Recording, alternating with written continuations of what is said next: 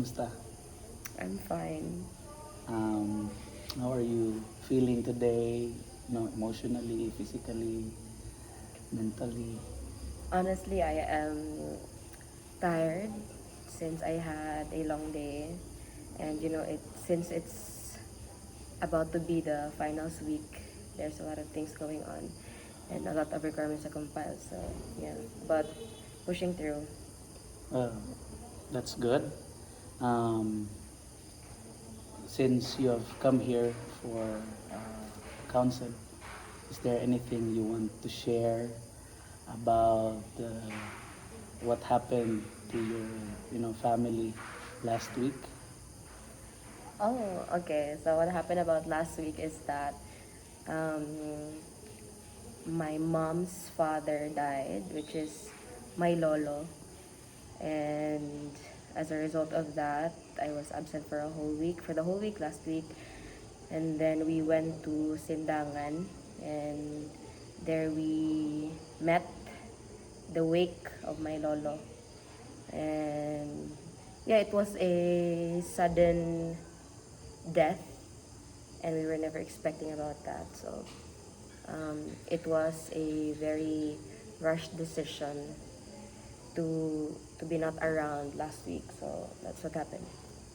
Okay, so what was your relationship like with your lolo, if you are to describe it? My lolo is a quiet type of person. Mm-hmm.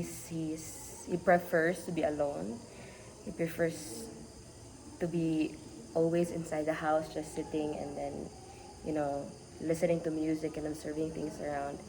But I can feel the great love that he is giving to us through, asking about how we are, um, caring for us in a manner that he would prepare something for us in many moments during our stay in our house since they're far away.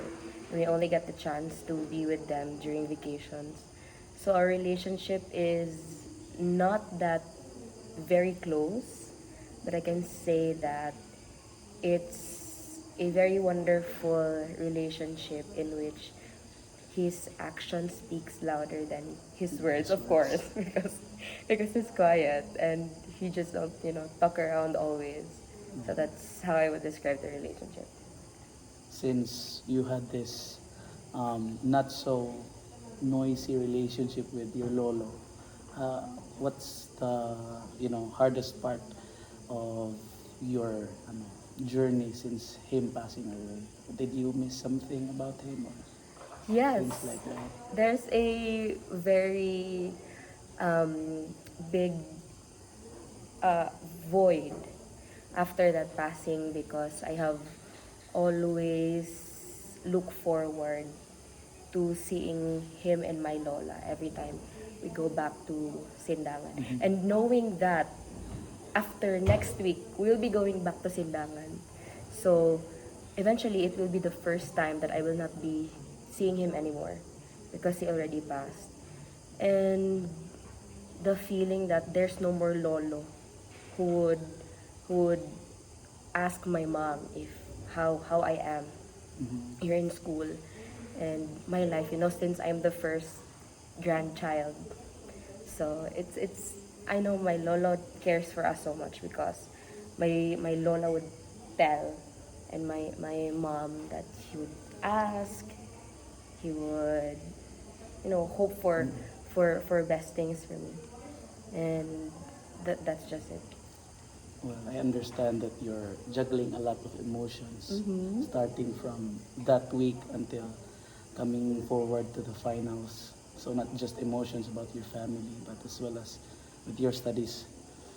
Are there any feelings that you find difficult to talk about or understand, especially with even with people that are close to you? That there are sometimes we tend to open up to people that are close to us, but currently, are there any feelings or things that's really hard to open up even to your closest? Yeah, there is, most especially the feeling of um, losing somebody or missing him. I was thinking the very first thought that came into mind was opening about the feeling of my worry to my mom. It's very hard for me to open up to somebody that is close to me, most especially to those who are close to me, Yeah. because they know my mom very well, and she was very affected about what happened. So that would be the second to the first feeling that, I really miss my lolo, and because I just love him so much, I always pray for him and my lola. So it's quite, though people see that I'm in grief and they may know that I miss him, but it's hard for me to say to somebody, Yeah, I miss my understand. lola, something like that. So So, since seeing you recently has really probably affected a lot of people on how they perceive, on how you take this emotions to yourself, um, how how did you cope up? Or is there a certain practice or thing that you did to cope up easily despite of the loss that you have experienced?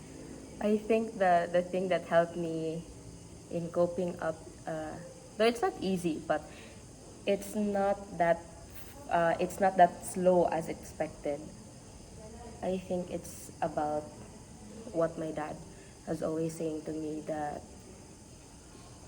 death is always a part of our life, and we need to accept that, because um, we have a moment to look forward to, because we can see this person again in the resurrection morning. So that's one of the reasons why I easily cope up, and I'm very positive that I can see my lolo again. And aside from that, I was covered up with a lot of requirements and a lot of friends entertaining me around. And coming back here, it's such a comfort to be here in MDC again. So I think that's one of the reasons as well that helped me cope up easily. Okay, so aside from those things that help you cope up, is there a certain routine that you do? If there is, can you share? Or if there are not, you just do you every day, then you can just say there's none. There's actually none, but I used to meditate and journal. Mm-hmm. So that's a routine for me. I Is it really a routine? But I always do that. Yeah, So it makes me cope up easily. it Since refreshes you. yeah, that's it. That's good. So for the later part of this interview, despite of those things that you have experienced, and also happily that you have slowly coped up from the grief that you felt from the first time you have heard that your lolo passed. Um, for now, currently, how can you? I mean, how can others best support you right now? Right now, Yeah. um, I'm a talkative person, Mm-hmm. and I really love sharing my emotions, though not all, Mm-hmm. but I love sharing my moments with people. So I think by my friends or those people around me being listeners, or as listener to me sharing. So I think it's best way for them to support me at this point of time. Well, I'm very happy for your your accepting of this interview, and I hope that as you journey to your recovery, you find more hope in the future. Thank you so much. Thank you.